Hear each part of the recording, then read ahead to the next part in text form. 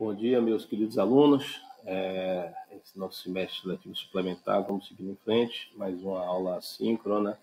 Agora nós vamos começar hoje a tratar dos recursos em espécie, né? Hoje nós vamos tratar do primeiro, daquele que faz parte do programa, e aquele que também é o principal recurso, que é o recurso de apelação, né? Por que esse é o principal recurso, Maurício?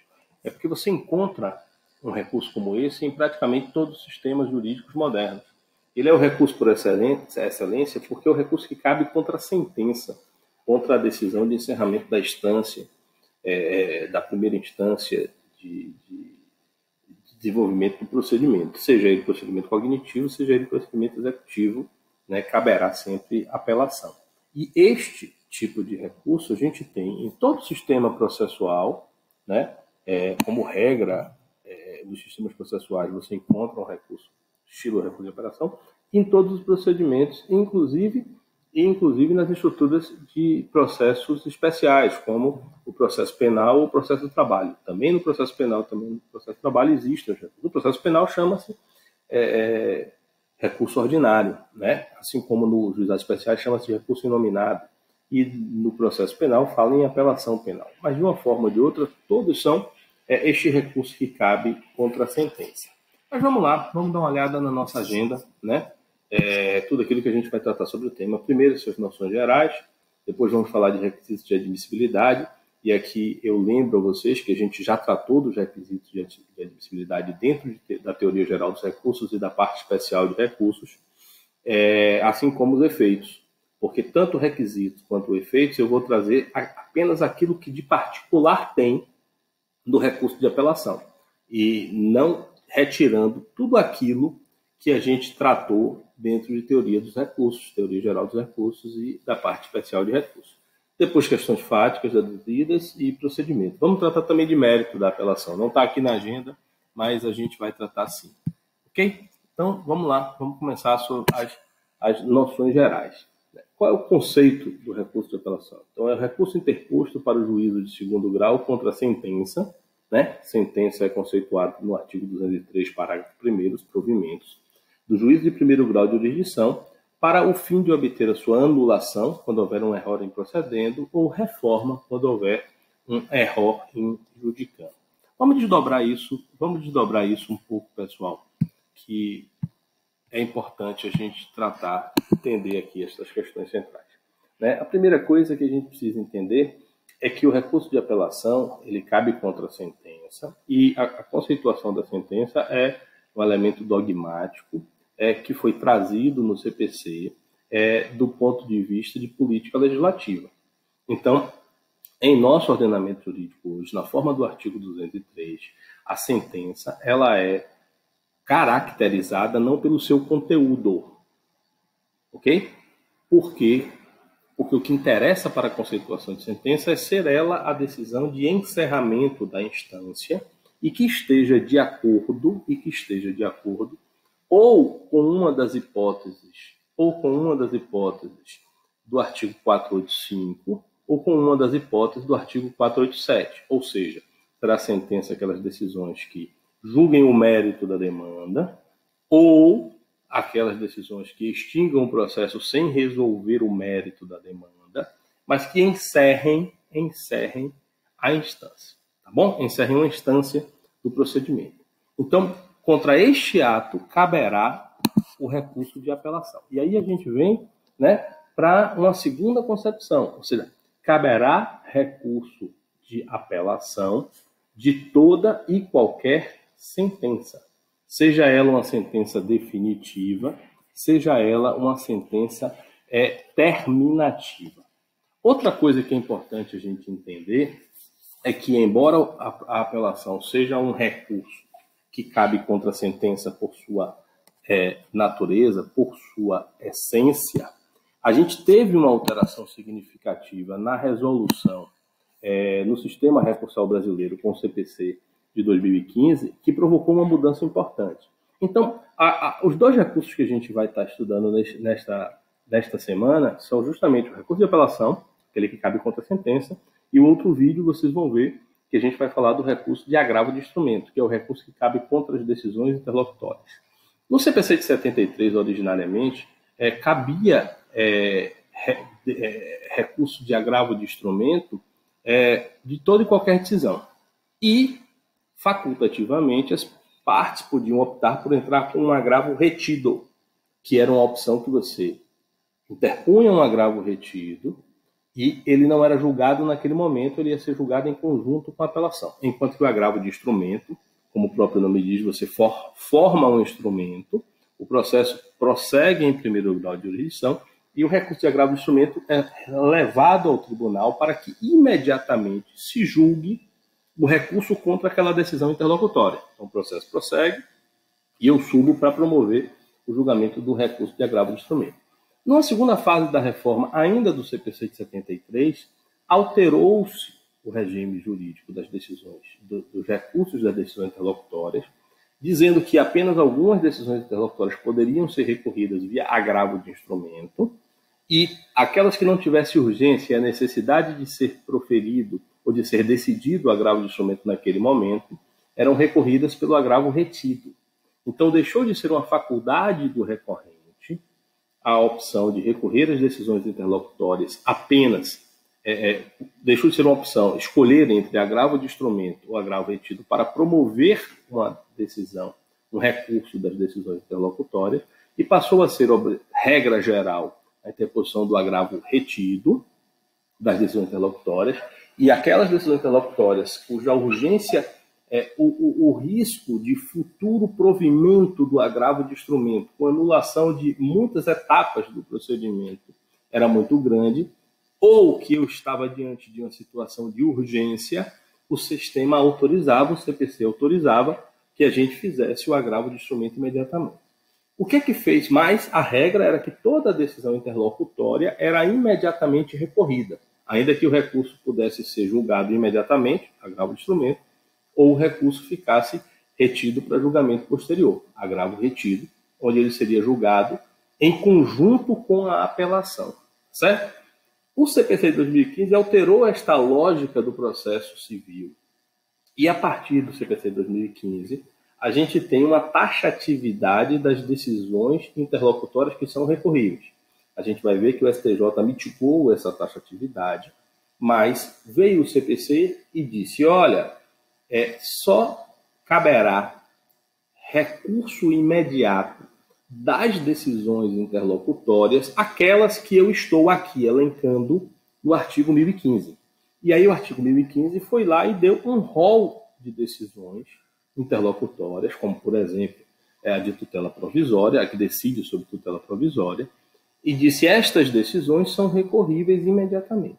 E as outras decisões, Maurício, elas não serão recorríveis? Elas tornaram-se recorríveis? Sim, a gente tem no sistema decisões irrecorríveis, mas não foi isso que fez o CPC. Aí o que o CPC de 2015 fez? Ele extinguiu aquele recurso de agravo retido, disse, olha, não é mais necessário promover agravo retido, mas eu vou usar a mesma técnica do agravo retido para as outras decisões. Que mesma técnica? Eu vou deixar para julgar os recursos a impugnação àquelas decisões interlocutórias que não cabem recurso, ou seja, fora do rol do artigo 1015, e só julgarei elas quando da apelação. Se a pessoa que pretende recorrer da decisão interlocutória, ainda tiver interesse recursal depois da sentença, ela poderá, junto com a sua apelação, ou se perder o processo, mas ainda tiver interesse recursal, nas suas contrarrazões de apelação, requerer, impugnar aquela decisão pretérita, interlocutória que está lá atrás. Então, o que o CPC fez foi, ela suspendeu a preclusão de boa parte das decisões interlocutórias, ou seja, eu não tenho, em princípio, preclusão das decisões interlocutórias proferidas no processo, salvo aquelas que são imediatamente recorríveis, tá bom? Ou aquelas que são irrecorríveis. Mas, como regra geral, o que é que fez o CPC? Um rol de decisões, que está no artigo 1015 do CPC, que podem ser imediatamente recorríveis e são recorríveis por agravo de instrumento, e disse, olha, as demais decisões do processo, salvo quando o próprio sistema determina que ela é irrecorrível, as demais decisões do processo sobre elas não irá gerar preclusão, não haverá preclusão, e no momento da apelação, aquele que pretender impugnar aquela decisão que foi lá atrás, poderá fazê-lo em preliminar de apelação. Em preliminar de apelação. Então, por exemplo, o juiz indeferiu a produção, a substituição de determinada testemunha. Você requereu, o juiz, não é hipótese de substituição, não vou autorizar a substituição da testemunha. Ok, o processo vai prosseguir. Se você perder o processo, você vai dizer, olha, estou aqui agora promovendo a apelação e preliminarmente eu quero que se reconheça que a decisão do juiz que indeferiu a substituição das testemunhas foi uma decisão com erro injudicando, porque era, sim, hipótese de substituição das testemunhas, e isso me causou prejuízo, e por conta disso eu quero que você reforme esta decisão anulando todo o processo. Então é assim que a gente funciona hoje, tá bom? Então significa dizer o quê? Que embora a recurso de apelação seja um recurso que cabe contra a sentença, eu tenho decisões interlocutórias que são impugnadas por recurso também de apelação. Por quê? Por conta justamente desse sistema que eu já estou aqui adiantando para vocês. Isso vai nos economizar tempo na aula de agravo de instrumento. Então, o nosso sistema geral, os dois principais recursos do nosso sistema são justamente esses ao lado dos embargos de declaração, que a gente vai falar um pouco mais adiante, mas são o recurso de apelação, que cabe contra a sentença, e o recurso de agravo de instrumento, que cabe contra as decisões interlocutórias. Mas como funciona o regime jurídico de recurso das decisões interlocutórias?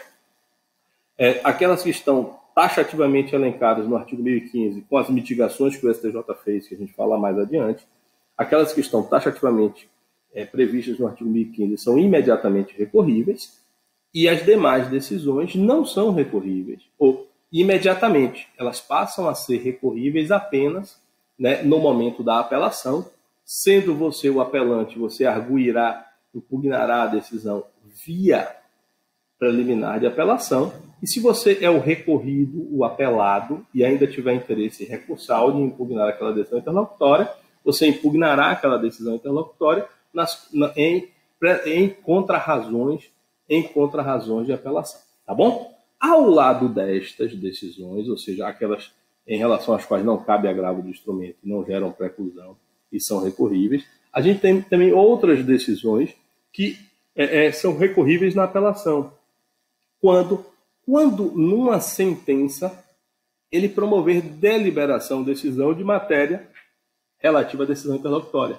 Então, um exemplo mais clássico disso é a possibilidade que a gente tem de, na sentença, o juiz, por exemplo, promover uma antecipação de tutela. Se o juiz promove a antecipação de tutela na sentença, e a antecipação de tutela é agravo de instrumento, porque é decisão interlocutória, mesmo que esteja inserida no capítulo de sentença, justamente porque a decisão de tutela de urgência, ela não encerra a instância, se ela não encerrar a instância não é sentença, ela se enquadra no conceito do parágrafo 2º do artigo 203, e dentro desse conceito é que a gente estaria promovendo, teoricamente seria um recurso de agravo de instrumento, porque é decisão de urgência, mas inserido este capítulo dentro de um capítulo de sentença, havendo uma decisão interlocutória, uma das hipóteses do artigo 1015 do capítulo de sentença, será através da apelação que a gente recorrerá. Tá bom? Olha, eu não falei para vocês, mas o CPC trata do recurso de apelação a partir do artigo 1009, viu? Não deixem de seguir com eles, não. Não deixem de olhar o CPC a partir do artigo 1009. Então, vamos lá. Vamos seguir em frente. Então, o cabimento da apelação, né, relembrando, é contra a sentença, qualquer que seja ela, de qualquer conteúdo, terminativa ou definitiva, e, excepcionalmente, de algumas decisões interlocutórias, aquelas que não são passíveis de recurso de agravo de instrumento e em relação às quais não gera preclusão, para isso em preliminar de apelação ou nas contrarrazões, ou ainda as decisões interlocutórias agraváveis, mas cujo deferimento tenha sido, como a gente está vendo aqui, em capítulo de sentença. Tá bom? Aí também todas serão recorridas dentro da apelação. Então, vamos lá. A apelação, pessoal, é aquilo que a gente chama de recurso de fundamentação livre. A gente já estudou isso. Recurso de fundamentação livre. É o recurso por excelência. Então, na apelação, eu posso alegar toda e qualquer matéria que eu tenha interesse em promover a impugnação da decisão. Então, o recurso de apelação, ele pode tratar de matérias de fato e ele pode tratar de matérias de direito, tanto matérias de fato quanto matérias de direito, recurso o mais amplo, reexame de prova, toda a rediscussão de tudo o que foi feito na causa é passível de ser arguído no recurso de apelação. A gente até vai tratar um pouquinho mais disso quando a gente falar do efeito devolutivo no âmbito da sua profundidade. Mas para este momento, o que é importante ressaltar para vocês? O recurso de apelação, o recurso de tramitação livre, serve para reexame de matéria de fato, inclusive que concerne a prova, e serve para a discussão da matéria de toda e qualquer matéria de direito. Tá bom? Este recurso de apelação, então, matéria de fato e matéria de direito. E a gente, ao impugnar a sentença via recurso de apelação, a gente pode fazer isso, né, tanto por existência de errores em procedendo e errores em judicando. Também já falamos isso em teoria dos recursos, mas somente lembrando que os errores em procedendo são erros de procedimento concernentes ao próprio ato da sentença ou concernentes a atos processuais anteriormente que estão sendo impugnados e que levam à invalidade da sentença. Os errores em procedendo levam sempre à anulação da sentença, tá bom? E os errores em judicando são o quê, Maurício? Os errores em judicando são os erros de julgamento, o erro de aplicação da norma jurídica. Os erros em judicando, né, que são o erro de aplicação da norma jurídica, podem ocorrer por erro de aplicação de norma jurídica de direito material ou erros relacionados à jurídica de direito processual, onde, apesar de estarmos diante de um erro em judicando, a consequência poderá ser, a gente vai ver, a depender da causa ser madura ou não, na reforma da decisão, mas com a mesma eficácia de anulação, porque você caça aquela decisão e determina que o juiz de primeiro grau profira outro em seu lugar, afastando aquele fundamento. Então, um exemplo disso é uma hipótese em que a sentença de primeiro grau ela tenha julgado extinto o processo sem resolução do mérito por uma suposta ilegitimidade ativa ou passiva, e pouco importa. A parte recorreu, na hipótese de legitimidade ativa, a parte autora recorreu, me perdoe, neste caso o interesse recursal é da parte autora, para informar que o juiz aplicou a norma errada. A hipótese não era a hipótese de aplicação do artigo 487 ou 485 de extinção do processo sem resolução do mérito, porque não havia hipótese de ilegitimidade naquele caso concreto. E se a causa não estiver apta para o julgamento, a gente vai ver isso um pouco mais adiante, o que o tribunal fará é determinará que outra sentença seja proferida no lugar, mas tenha eficácia de anulação. Então, esses dois errores, eles constituem o mérito da apelação. Bom, o mérito da apelação, o fundamento da apelação pode ser questões de fato ou de direito, inclusive exame de prova, e eu posso fundamentar esta apelação em errores em judicando ou errores em procedendo, que constituem o mérito da apelação. E como a gente já pode intuitivamente perceber, o mérito da apelação não é necessariamente idêntico ao mérito do processo, ou o mérito da demanda, melhor dizendo. Por que, Maurício, não é? O exemplo que eu dei é claro em relação a isso. Né? Se, por exemplo, eu tenho um processo que foi extinto sem resolução do mérito, eu posso recorrer, né? E o objeto do meu recurso, o mérito do meu recurso, será justamente a discussão se há ou se não há ilegitimidade.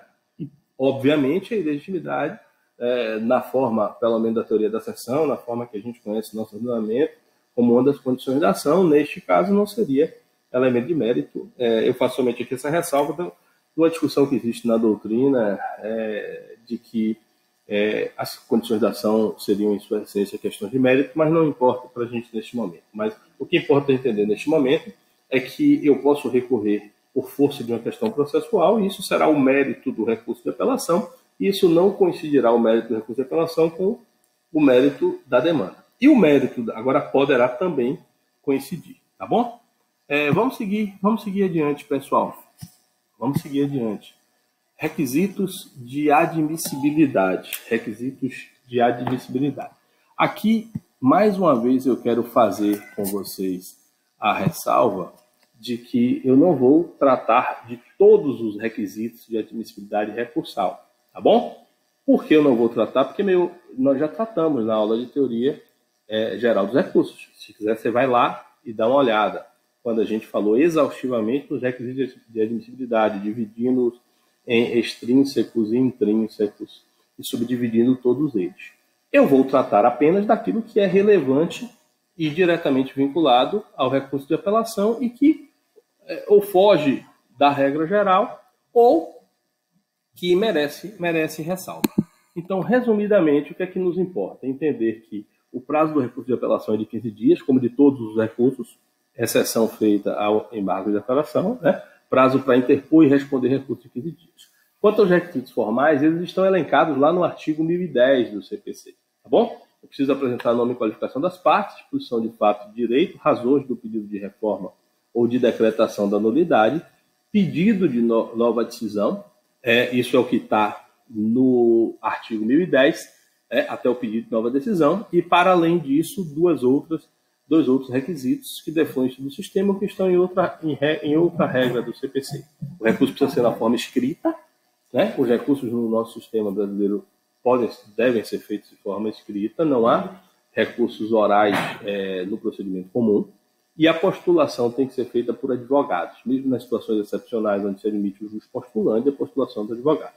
Legitimidade também não muda nada na forma do artigo 996, ou seja, partes, Ministério Público e terceiros interessados podem recorrer. O interesse de recorrer na mesma forma do artigo 1000, ou seja, ele depende da inexistência de fato obstativo do direito de recorrer.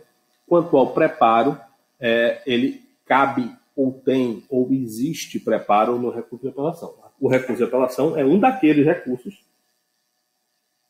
sujeitos a preparo, se for físico, inclusive aporte de remessa e retorno. Ok? Efeitos.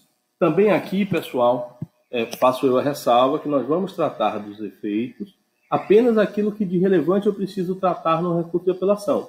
Tá bom? Eu não vou repassar necessariamente todos os efeitos que a gente já tratou, translativo. Por exemplo, o efeito translativo eu não vou tratar. Mas eu vou tratar do que merece ressalva dos efeitos. Suspensivo, devolutivo e regressivo é basicamente o que a gente vai tratar. Tá bom? Mas vamos lá. Primeira coisa que eu queria tratar com vocês, o efeito suspensivo. Aqui foi uma grande bola fora do legislador processual do CPC de 2015, tá bom? Por quê?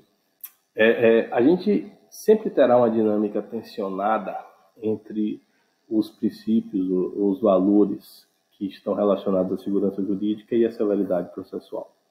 Para que eu tenha a tendência que quanto mais seguro o processo, ele seja mais lento, porque precisa ser mais revisto.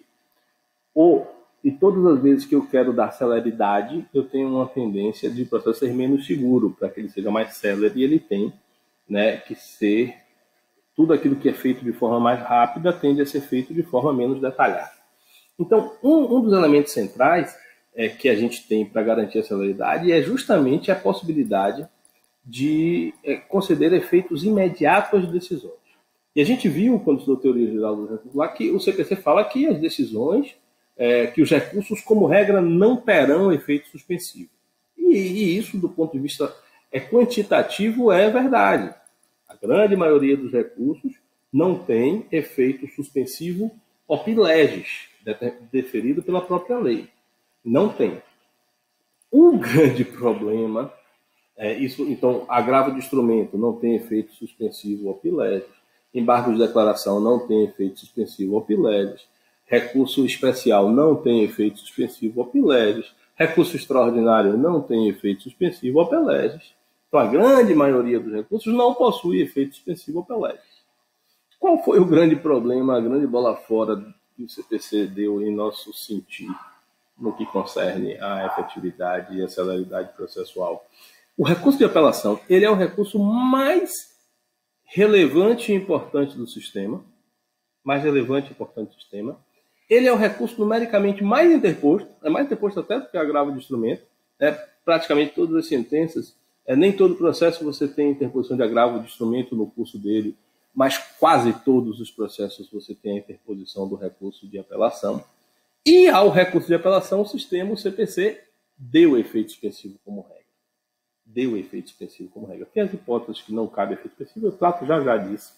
Mas ao dar efeito suspensivo como regra na apelação, ele fez um grande desfavor à celeridade processual. Notadamente que observe, uma decisão interlocutória é uma decisão com um grau menor de atividade cognitiva. Vamos pegar um exemplo de uma decisão interlocutória que cabe recurso, já vou antecipando aqui para vocês. A decisão interlocutória em relação à tutela provisória. Vamos imaginar uma antecipação de tutela referindo-se à tutela de urgência. Ela é pautada em cognição sumária, ela é pautada em quos bonius de periculo in mora, e mesmo através de cognição sumária, às vezes inaudita a outra parte, ou seja, às vezes sem ouvir a parte contrária, e esta decisão terá eficácia imediata, e você, ao interpor recurso de agravo de instrumento, o agravo de instrumento não tem como regra o efeito suspensivo, e essa decisão valerá. Então, a liminar proferida sem ouvir a parte contrária já tem eficácia imediata. E a sentença, que não rara é proferida depois de anos de atividade jurisdicional, de cognição ampla e exauriente, às vezes depois de audiências de instrução serem realizadas, e essa sentença não tem eficácia imediata como regra. Então, efetivamente, nos parece que merecia um outro regramento. Tá bom? Então, regra geral da apelação, a apelação tem efeito suspensivo. Quais são as exceções? Ou seja, quais as sentenças que não possuem efeito suspensivo? Quais as sentenças que não possuem efeito suspensivo? Ou seja, que podem ter eficácia imediata e plena, ou seja, que já podem, desde seu proferimento, estarem aptas a gerar efeitos, a ser objeto de execução provisória. São aquelas que estão lá elencadas no parágrafo 1º do artigo 12, que estão no parágrafo 1º do artigo 12. Quais são elas? Sentença que homologa divisão ou demarcação de terra, sentença que condena a pagar alimentos, sentença que extingue sem resolução do mérito ou julga improcedentes os embargos do executado, e na mesma lógica a impugnação, que ocorre que a impugnação ao cumprimento de sentença, em algumas hipóteses ela será recorrida por agravo de instrumento. Mas isso é matéria de processo 4, vocês vão tratar isso melhor do processo 4, mas espero que lá na época vocês lembrem dessa ressalva que eu estou fazendo. Também não terá efeito suspensivo a sentença que julga procedente o pedido de instituição da arbitragem. Também não tem efeito suspensivo a que confirma, concede ou revoga a tutela provisória, a que decreta a interdição, a concessiva, e aí essas são as hipóteses todas que eu elenquei aqui, previstas no parágrafo, vamos fazer só aqui a ressalva, 1º do artigo 1012, tá bom? Mas além das hipóteses do parágrafo 1º do artigo 1012, existem outras hipóteses que são previstas em legislação extravagante. Então, são exemplos de sentenças que são recorríveis por apelação, que não terá efeito suspensivo, a concessiva de mandado de segurança, tá bom? Salvo nas hipóteses que a lei veda a concessão de liminar. Mas, como regra, as sentenças concessivas de mandado de segurança, o recurso de apelação contra as sentenças concessivas de mandado de segurança não possuem efeito suspensivo. Também as sentenças de desapropriação, quando o apelante for o expropriado, ação de alimentos, também pela previsão da lei de alimentos, não só do CPC, ação de despejo, também o recurso de apelação contra a sentença na ação de despejo, também não tem efeito suspensivo, mas a execução provisória está vinculada à necessidade de prestação de caução. Tá bom? Até aqui, pessoal. Mas vamos adiante. O que eu quero seguir adiante? É que apesar de o CPC dizer que a apelação, como regra, tem efeito suspensivo, e excepcionalmente algumas hipóteses não terá efeito suspensivo, o deferimento ou indeferimento, a decisão sobre efeito suspensivo que a gente tratou até aqui é o que a gente está chamando de efeito suspensivo ope legis, ou seja, aquela previsão padrão que a lei fez. É aquela hipótese normativa geral em que o legislador pretende que seja aplicada na maior parte dos casos. Tá bom? Mas ao lado disso, o que a gente precisa entender? A gente precisa entender que a concessão ou a negativa de efeito suspensivo, apesar da previsão legal, isso que eu estou te falando aqui, aplica-se a todo e qualquer recurso. A todo e qualquer recurso.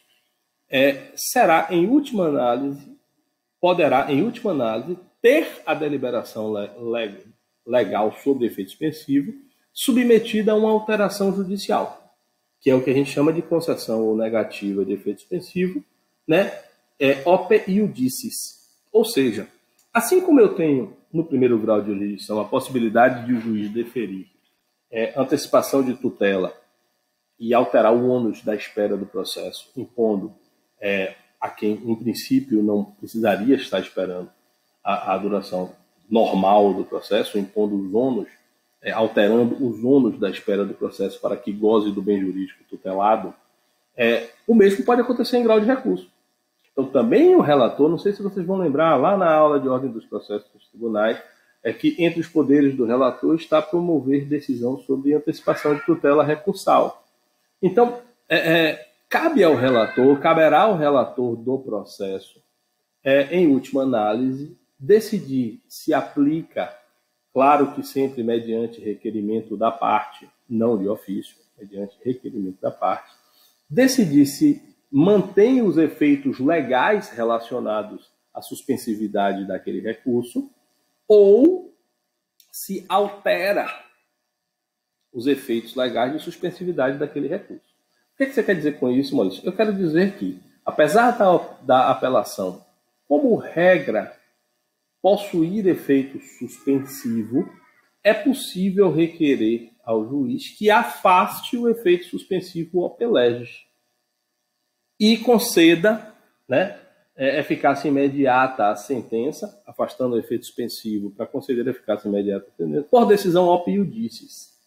Da mesma forma, naquelas hipóteses que estão lá no parágrafo 1º do artigo 1012, que o CPC diz, olha, essas hipóteses, excepcionalmente a apelação não terá efeito suspensivo e a sentença terá eficácia imediata, também o relator pode virar e dizer assim, olha, apesar do CPC conceder eficácia imediata a essa sentença, eu entendo que neste caso existe grave risco de dano de difícil ou incerta reparação, o nosso famoso periculum in mora. E que, além disso, o recurso tem bons fundamentos, me parecem ter bons fundamentos, né? Há uma fumaça de bom direito, nós fomos boniores. E nestes casos dizer, olha, apesar do CPC conceder apenas efeito devolutivo ao recurso, não concedendo efeito suspensivo, eu vou conceder o efeito suspensivo, né, a este recurso de apelação, embora ele esteja no rol do parágrafo 1º do artigo 1012. Então, em essência, pessoal, voltando aqui, a gente tem o efeito suspensivo, a atribuição dos efeitos do recurso quanto à suspensividade ope legis. Como regra geral, os recursos não têm efeito suspensivo. Excepcionalmente, a apelação entre os recursos tem efeito suspensivo e a exceção da exceção é de que algumas hipóteses de apelação possuem, não terá efeito suspensivo. Mas no frigir dos ovos, é o juiz, em decisão ope iudicis, né, que poderá decidir em última análise sobre os efeitos do recurso de apelação. Tá bom? Para fins de concessão ou não. Como a gente vai ver, tem uma pequena, não é uma pegadinha, mas é uma pequena peculiaridade. O recurso de apelação, ele tem tramitação no juízo aquo, no juízo recorrido e no juízo ad quem. Então, só antecipando aqui aquilo que a gente vai falar lá adiante sobre o procedimento, eu interponho a apelação no próprio juízo que proferiu a sentença recorrida. E neste meio tempo eu vou precisar colher as contrarrazões, eu terei uma tramitação do recurso de apelação. Teoricamente, neste tempo já poderá ser feita a execução provisória. Então, como é que eu faço, Maurício? A quem eu requeiro o efeito suspensivo se a apelação ainda está no juízo de primeiro grau, mas ela vai ser julgada pelo juízo de segundo grau? Então é simples, né? O CPC regra essa questão. Enquanto está tramitando o recurso de apelação no primeiro grau, eu faço o meu pedido de efeito suspensivo diretamente no tribunal por petição simples. Eu não vou interpor o recurso de apelação. Lá eu não pego o processo e subo automaticamente. Eu vou, por petição simples, informar ao tribunal de que eu tenho uma sentença apta a ser julgada, já julgada, me perdoe, apta a gerar efeitos, a ter eficácia, apta a sofrer execução provisória, e que esta execução provisória pode me trazer muitos prejuízos, e eu trago o meu fumus boniuri, o meu periculum in mora, e por petição simples vou requerer ao tribunal que conceda excepcionalmente àquela apelação um efeito suspensivo. Tá? Ah, Maurício, quem vai ser o julgador deste pedido de efeito suspensivo, em relação a essa petição de efeito suspensivo? Eu vou promover uma distribuição. Eu farei um registro e uma distribuição, exatamente como a gente estudou lá na ordem do processo dos tribunais. Eu vou escolher uma Câmara, no caso do Tribunal de Justiça da Bahia, uma Câmara Civil e um relator. E aí, relembrando, este relator tornar-se-á prevento para julgar o futuro recurso de apelação. Ou seja, quando o recurso subir, terminar a tramitação e subir, será este relator quem promoverá o julgamento. Ele que já decidiu e já conhece da causa por ter decidido sobre o efeito suspensivo, poderá conceder ou não, né? Ele julgará depois o recurso de apelação. Tá bom? Isso aí é muito importante. Ah, Maurício, e se eu só perceber o periculum in mora depois que o processo já estiver em curso? Eu faço o requerimento de concessão de efeito suspensivo diretamente para o relator. Ou eu posso fazer com preliminar da apelação, ou eu posso fazer por petição simples, informando ao senhor relator, iniciou-se a execução provisória, e essa execução provisória pode me gerar prejuízo, apresento os fundamentos periculum in mora e fundo boniuri e requeiro. Então, o pedido de efeito suspensivo, enquanto tiver o recurso tramitando no juízo ACO, será feito por petição simples de livre distribuição no tribunal. Tá bom? Se já distribuído no tribunal o recurso de apelação, o pedido de efeito suspensivo será feito ao relator do recurso de apelação. Tá bom? Vamos seguir um pouquinho mais, falando agora de efeito devolutivo. Encerradas as questões relacionadas ao efeito suspensivo, é importante para a gente tratar de efeito devolutivo.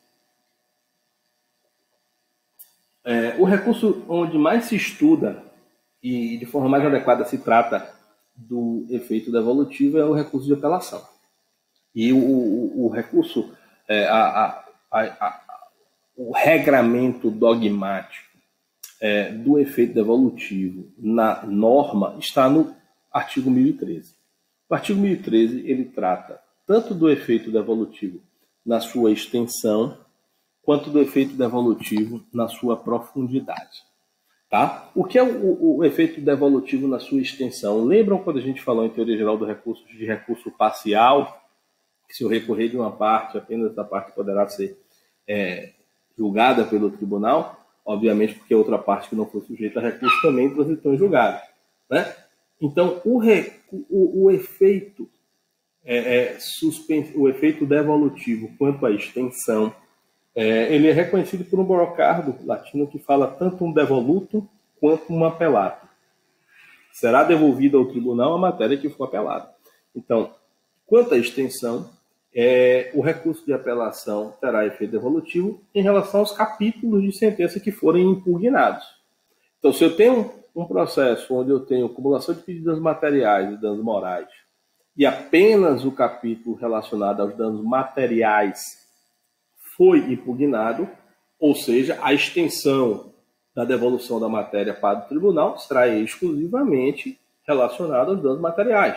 O tribunal não poderá, de ofício, rejulgar a matéria relacionada aos danos morais, porque elas não foram recorridas, elas não estão devolvidas ao tribunal. Eu não tenho a extensão desta matéria submetida à revisão do tribunal, ela transitará em julgado e o tribunal não vai poder alterar em recurso de apelação, decisão de julgado. Então é isso que a gente trata da extensão do efeito devolutivo, tá bom? E eu tenho o efeito devolutivo na sua profundidade, ou seja, em relação ao capítulo relacionado aos danos materiais, o que o tribunal poderá decidir? Tudo, inclusive questões não julgadas, inclusive questões que não foram julgadas por inteiro, inclusive alterando o fundamento da sentença. Então, quanto à profundidade, em relação à matéria que foi impugnada, o tribunal tem ampla profundidade para rever a matéria. Então, vamos lá. Pessoal, parágrafos 1º e 2º do artigo 1013 tratam do efeito devolutivo em profundidade. O tribunal apreciará todas as questões suscitadas e discutidas no processo, ainda que não tenham sido solucionadas, desde que relativos ao capítulo impugnado. Então, todas as questões serão discutidas, inclusive eventuais decisões interlocutórias relacionadas a este elemento, matéria de prova, até as nulidades. E aí a gente já entra, inclusive, na possibilidade de termos um efeito extensivo, que a gente falou lá. Mas vamos nos focar aqui, isso que é importante nesse momento. Então, quanto à profundidade, o tribunal apreciará todas as questões suscitadas e discutidas, ainda que não tenham sido solucionadas. E quando o pedido de defesa tiver mais de um fundamento, o juiz poderá colher apenas um deles.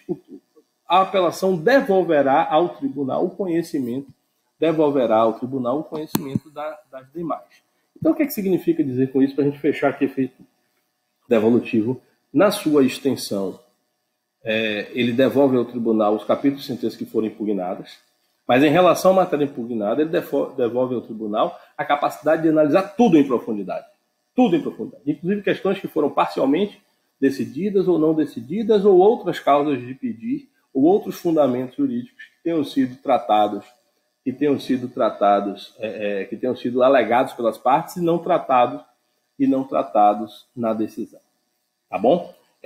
A gente precisa tratar ainda aqui, algumas pessoas colocam isso como fora do âmbito. Alguns doutrinadores, como Fred, colocam isso fora do âmbito do efeito devolutivo. E outros doutrinadores tratam das questões seguintes, que também estão lá regradas nos parágrafos 3º, 4º e 5º do artigo 1013 do CPC, como elementos relacionados à profundidade do efeito devolutivo. É aquilo que eu falei lá atrás, vocês lembram quando eu falei de causa madura? Né? O que significa essas questões? É que em alguns casos, o tribunal poderá promover um julgamento direto do mérito.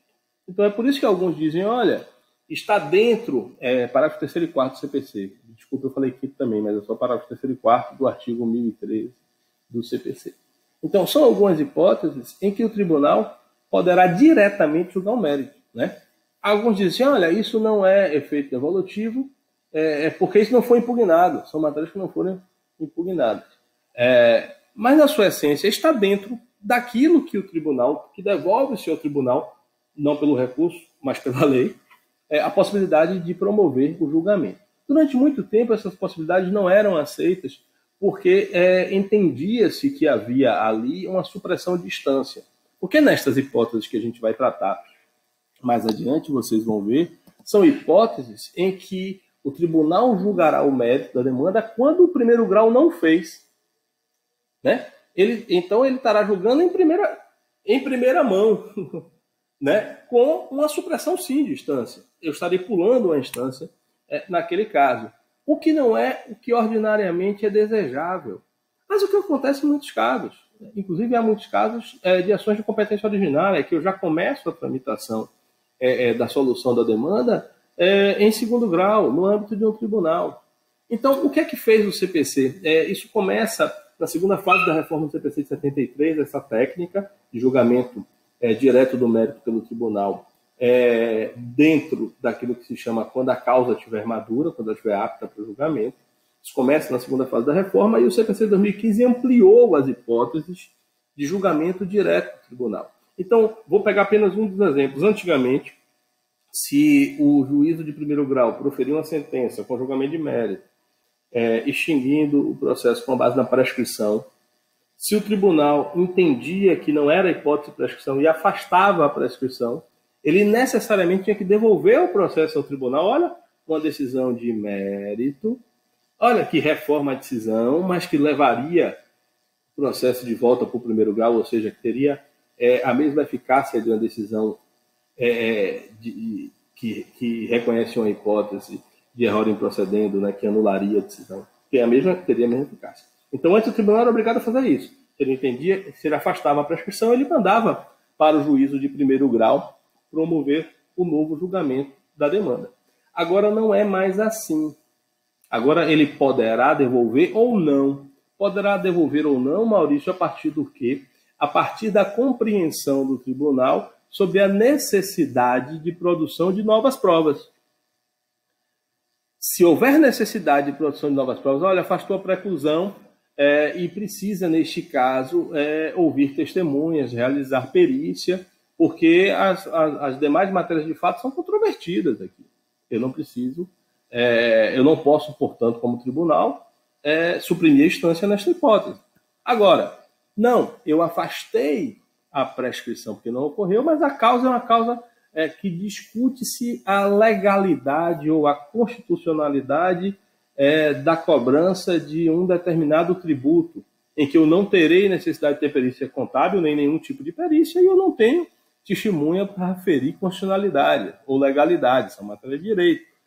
Então, neste caso, o próprio tribunal afasta a prescrição e julga a demanda, suprimindo a instância no que concerne aos demais elementos do julgamento do mérito. Então, isso para alguns está dentro do que estaria no efeito devolutivo que foi concedido pela própria lei, para outros não. São hipóteses de julgamento do mérito. Mas o certo é que nas hipóteses dos parágrafos 3º e 4º do CPC, se o tribunal reformar uma sentença fundada no artigo 485, ou seja, se reformar uma sentença que extinguiu o processo sem resolução do mérito, ele poderá julgar o mérito, desde que a causa seja madura, ou seja, desde que não tenha controvérsia fática, desde que as questões a serem ali discutidas sejam apenas de direito. E a mesma lógica acontece quando ele decreta a nulidade da sentença, por exemplo, por não ser ela congruente com os limites do pedido ou da causa de pedir. Ou seja, a sentença foi citra petita, julgou menos do que deveria. O próprio tribunal vai lá e julga o que está faltando. A sentença é extra petita, o tribunal vai lá e caça o que está extra petita. Ou a sentença foi ultra petita, a mesma coisa. O tribunal vai lá, na extra ele afasta aquele julgamento que não se aplica e julga a causa, e na ultra petita ele afasta. Isso, inclusive, já era a jurisprudência do STJ, né, sobre o tema. E a mesma coisa se ele constatar omissão no exame de um dos pedidos. Olha, havia pedido dano material e dano moral, o dano moral não foi apreciado, mas a causa está madura, as provas foram produzidas. O tribunal vai e arbitra o dano moral. Decretar nulidade de sentença por falta de fundamentação é a mesma coisa. Ele já supre a fundamentação e já concede a fundamentação. Ou quando reformar a sentença que reconheça a decadência ou prescrição, que foi o exemplo que a gente deu. Tá bom? Então, em todas estas hipóteses, estando a causa madura, o tribunal julga diretamente o mérito. Por fim, vamos tratar apenas do efeito regressivo ou de retratação, porque algumas apelações excepcionalmente possuem esse efeito. Como regra, não existe efeito regressivo de retratação. Com o proferimento da sentença, o juiz acaba a sua prestação jurisdicional, encerra a sua participação naquela instância e o processo é elevado a outra instância. Beleza? Então, como regra, a apelação não permite ao juiz se retratar. Ocorreu o que a gente chama de preclusão pro-judicato.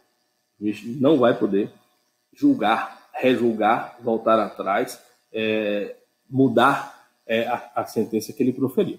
Excepcionalmente, ele poderá fazer isso quando houver indeferimento da petição inicial ou quando houver julgamento de improcedência liminar do pedido. Hipótese do artigo 331 e hipótese do artigo 332. Então, nessas hipóteses, excepcionalmente, haverá o efeito regressivo, permitindo ao juiz que promova a sua retratação. Não se retratando, ele determinará a citação do réu, porque nessas hipóteses, observe, o réu não foi citado em deferimento da petição inicial antes da citação, em procedência eliminada do pedido antes da citação. Então, eu citarei o réu para apresentar as contrarrazões, né? Inclusive, isso é necessário, é importante a gente entender isso. Isso é necessário citar o réu para apresentar as contrarrazões, até por conta da teoria da causa madura, porque pode ser que o tribunal, a depender do conteúdo, nas hipóteses de indeferimento, por exemplo, já vá julgar o mérito, já possa julgar o mérito. E aí ele terá as contrarrazões, e sem sombra de dúvida, as contrarrazões poderão vir agregadas, né, dos elementos de defesa, inclusive de provas, de documentos. Excepcionalmente, como regra, os recursos não são hipótese de carregamento de novas decisões, de novos documentos, né, nem realização de provas, mas a gente já viu lá, quando a gente deu ordem do processo de tribunais, que excepcionalmente pode sim. Né? E essa, por exemplo, é uma das situações onde claramente as contrarrazões podem vir acompanhadas de documentos. Tá bom? Questões fáticas deduzidas em sede de apelação. Isso aqui também, pessoal, é muito importante. Como regra geral, a gente sabe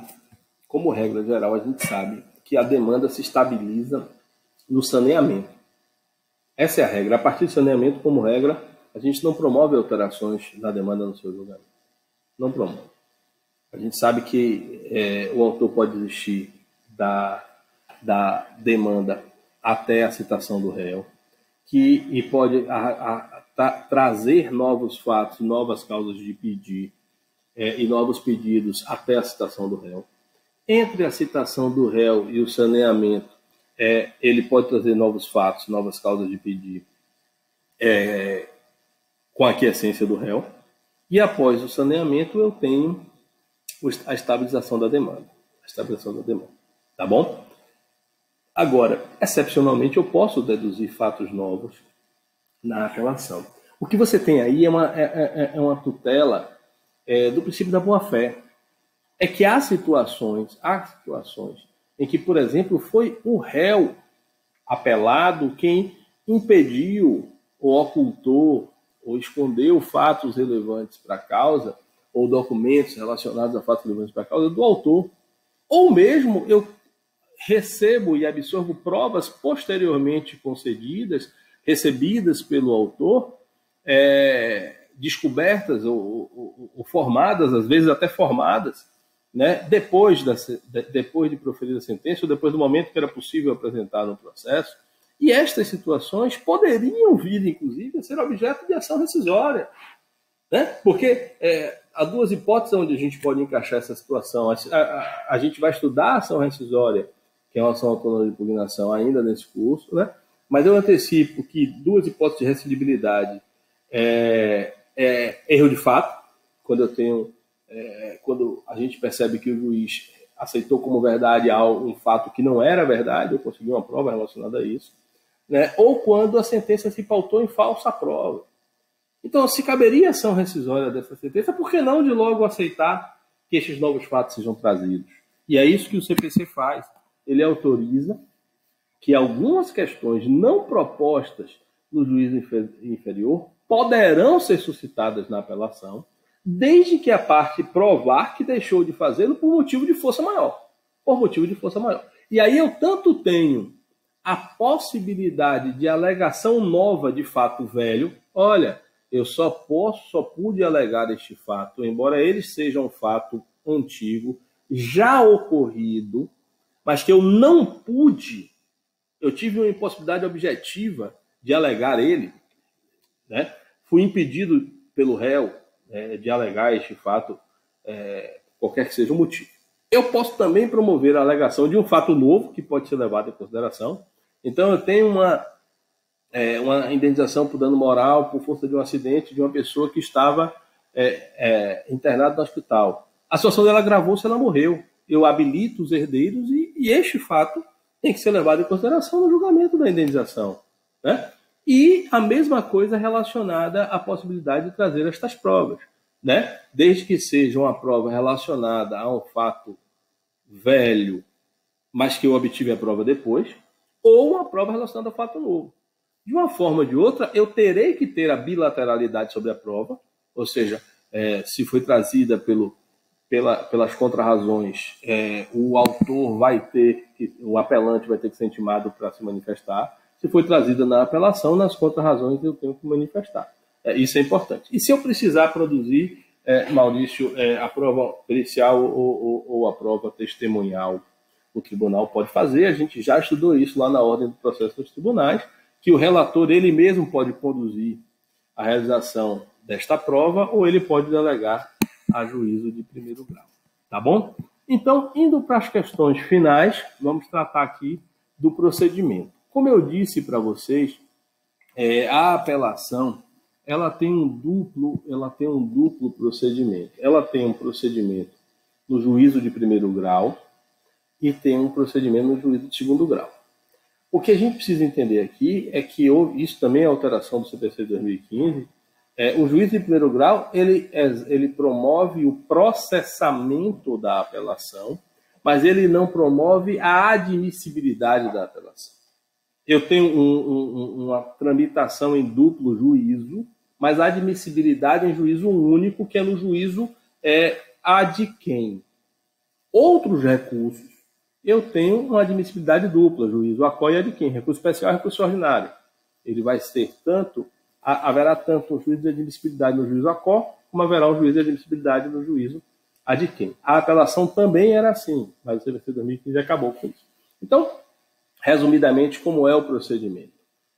Interposta a apelação no juízo que proferiu a sentença, esse juízo colherá as contrarrazões, ou seja, intimará a parte adversa para apresentar as contrarrazões, será a parte apelada a apresentar as contrarrazões, e promovidas essa